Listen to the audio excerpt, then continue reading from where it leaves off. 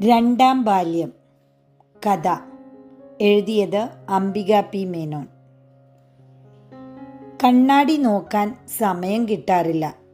ഘടികാരത്തിലെ സൂചി പോലെ ഓടിക്കൊണ്ടിരിക്കുകയാണ് ജീവിതവും.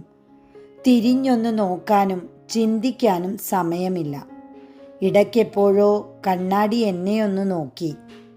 അതാ ഒരു നര.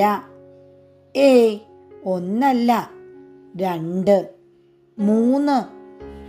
ബാൽക്കണിയിൽ കാലൊടിഞ്ഞ എൻ്റെ വെള്ളപ്രാവ് കൂടുതൽ ഉഷാറായി ഓടി നടക്കുന്നു.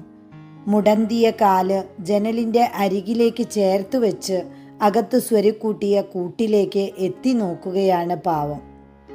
കൂട്ടിലെ മുട്ടകളിലൊന്ന് താഴെ വീണ് ഉടഞ്ഞുപോയിരുന്നു. താഴെ കടിപിടി കൂടുന്ന നായ്ക്കളുടെ ഇടയിലേക്ക് മുകളിലെ ബാൽക്കണിയിൽ ഒളിച്ചിരുന്ന് കല്ലെടുത്തെറിഞ്ഞു. അവ 2 വഴിക്ക് പിരിഞ്ഞുപോയി. ഇനിയും കാണുമ്പോൾ വഴക്കു കൂടുമായിരിക്കും. തണുപ്പല്ലേ? കരിവേപ്പിലയുടെ കൂമ്പ് ഒടിച്ചു നിർത്തിയാൽ അടുത്ത സീസണിൽ നന്നായി വളരുമത്രേ. ഒടിച്ചു കഴിഞ്ഞപ്പോഴാ ഓർത്തത്. ഒടിച്ച കൂമ്പിൽ ഒരു ഉമ്മ കൊടുത്തു. സാരല്യാട്ടോ, നന്നാവാനാ. ഇനി കുറച്ചു നാളെങ്കിലും അവിടെയും ഇവിടെയും പാഞ്ഞു നടക്കാതെ ഒരു ഭാഗത്ത് കിടന്നോളൂലോ. കൊച്ചുമോൻ്റെ തമാശയാണ്.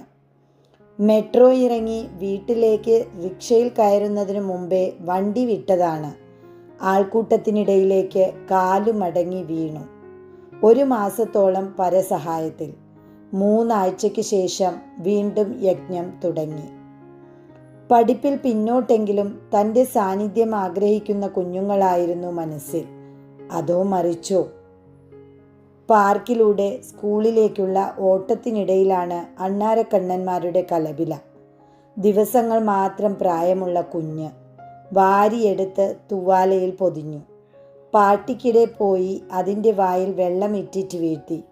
കണ്ണു തുറന്നിട്ടില്ല. മരം കയറുന്നത് വരെ ഇവൻ കൂട്ടിനുണ്ടാവുമായിരിക്കും. പോരുമ്പോൾ വഴിക്ക് വെച്ച് മറ്റു കൂട്ടുകാരെയൊക്കെ വിളിച്ചു. ഇനി എല്ലാ ദിവസവും പാർക്കിൽ കാണണം. കുറുമ്പും കുസൃതിയും നടക്കാതെ പോയ പ്രണയവും പങ്കുവയ്ക്കാൻ. ഭാവിയെക്കുറിച്ചുള്ള ഉത്കണ്ഠകളും വേവലാതികളും വേവുന്ന ഹൃദയത്തിൽ ഒതുക്കി നിർത്തി മനസ്സിൻ്റെ ഉള്ളിൽ വിശുദ്ധിയോടെ കാത്തുസൂക്ഷിച്ച കുഞ്ഞു കുഞ്ഞു ഇഷ്ടങ്ങളെ താലോലിച്ചുകൊണ്ട് എല്ലാം മറന്നു ചിരിക്കാൻ. പാർക്കിലൂടെയുള്ള കുറുക്കുവഴിയിലൂടെ അപ്പുറത്തെ റോഡിലേക്കെത്താൻ തിരക്കിട്ടു നടക്കുന്നതിനിടയിൽ കണ്ടു നിയോൺ വെളിച്ചത്തിൽ ആർക്കുന്ന ഈയലുകളെ. വീട്ടിലായാലും ഇവറ്റകൾ വരുമെന്ന പേടിയിൽ ലൈറ്റ് അണയ്ക്കാത്തതിന് എല്ലാവരും തന്നോട് ശണ്ട കൂടിയിട്ടുണ്ട്. എല്ലാവരും റിട്ടയർമെൻറ്റിൻ്റെ തിരക്കിട്ട പരിപാടികളിലും ആഘോഷത്തിലും മതിമറന്ന് നിൽക്കുമ്പോഴാണ് മനഃപൂർവ്വം ആരോടും പറയാതെ തിരിച്ചു പോന്നത്. ഇടയ്ക്കിടെ ബാഗിനുള്ളിലെ അണ്ണാൻ കുഞ്ഞിൻ്റെ ശ്വാസഗതി നിരീക്ഷിച്ച് വായിൽ വെള്ളമിറ്റിച്ച് കൊടുത്തുകൊണ്ടിരുന്നു. നാളെ തന്നെ ആശാരിയെ വിളിച്ച് ഒരു ചെറിയ കൂട് തരമാക്കണം. ആരും അറിയാത്ത സ്വപ്നങ്ങളുടെയും നിലവുകളുടെയും പൊട്ടിത്തകർന്ന ചില്ലിനുള്ളിൽ ഉറങ്ങുന്ന ചിത്രങ്ങൾ പൊടി തട്ടി പുറത്തെടുത്ത് തൻ്റെ മുറി അലങ്കരിക്കണം. വീടടുക്കുംതോറും ഹൃദയം കൂടുതൽ വേഗത്തിൽ മിടിച്ചു കൊണ്ടിരുന്നു. ഇനിയിപ്പോൾ കുട്ടികളുടെ പഠിപ്പും വീടിൻ്റെ ലോണും. ഗേറ്റ് തുറക്കുമ്പോൾ കേട്ട വലിയ ശബ്ദം അതാണ്. ഭോഗങ്ങളെല്ലാം ക്ഷണപ്രഭാചഞ്ചലം പാടി പാണ്ഡിത്യം അറിയിക്കുന്ന ഭോഗേച്ഛ വിടാത്ത അസുരജന്മങ്ങൾ. 3 വയസ്സിൽ തുടങ്ങിയതാ. ഇനിയെങ്കിലും അവൾ വിശ്രമിക്കട്ടെ. വല്യേട്ടൻ്റെ മറുപടി വലിയ ശബ്ദങ്ങൾക്കിടയിൽ ചിതറിത്തെറിച്ചുപോയി. മറ്റുള്ളവർക്ക് എന്തു തോന്നുമെന്ന് കരുതിയാകും വല്യേട്ടൻ പലപ്പോഴും മൗനം പാലിക്കാറുള്ളത്. തൻ്റെ ആരുമല്ലല്ലോ വല്യേട്ടൻ. വരാന്തയിൽ ഒരുപാട് പേര് എത്തിയിട്ടുണ്ട്.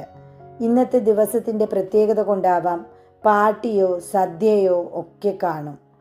തൊണ്ടയിൽ വാക്കുകൾ കുരുങ്ങുന്നതിനനുസരിച്ച് നടത്തത്തിൻ്റെ വേഗത കുറഞ്ഞു വന്നു. ആരുടെയും ശ്രദ്ധയിൽപ്പെടാതെ അകത്തേക്ക് കയറി ബാഗ് ആരും കാണാതെ കോണിപ്പടിക്കടിയിലേക്ക് നീക്കി വയ്ക്കുന്നതിനിടയിൽ കേട്ടു, അടുത്തുള്ള കോളേജിൽ ഒരു കമ്പ്യൂട്ടർ ഓപ്പറേറ്ററുടെ ഒഴിവുണ്ട്. നാളെ തന്നെ ജോയിൻ ചെയ്തോളൂ. അതെ, വെറുതെ ഇരുന്ന് മടുക്കേണ്ടല്ലോ. വേണ്ടപ്പെട്ടവർ പൂരിപ്പിക്കുകയും ചെയ്തു. എല്ലാവർക്കും ഒരു ചായ എടുക്കാം. നാളെ തുടങ്ങുന്ന രണ്ടാം ബാല്യത്തിൻ്റെ ഓർമ്മ പിശകുകളിൽ ഇനിയും തപ്പിത്തടയേണ്ടെന്ന് കരുതി എല്ലാം സ്വപ്നനൂലിൽ കോർത്തിട്ടുകൊണ്ട് എല്ലാവർക്കും ഒരു ചെറു പുഞ്ചിരി സമ്മാനിച്ച് തൽക്കാലം ഞാൻ അടുക്കളയിലേക്ക് ഊളിയിട്ടു. അംബിക പി മേനോൻ, ഡൽഹിയിൽ താമസം, അധ്യാപികയാണ്. കൂടാതെ Malayalam mission academic coordinator, resource person എന്നീ നിലകളിൽ പ്രവർത്തിച്ചു വരുന്നു. സ്വദേശം തൃശ്ശൂർ. ഭൂട്ടാൻ ഗവൺമെൻറ്റിൻ്റെ കീഴിൽ അധ്യാപികയായി 10 വർഷക്കാലത്തോളം സേവനമനുഷ്ഠിച്ചിട്ടുണ്ട്.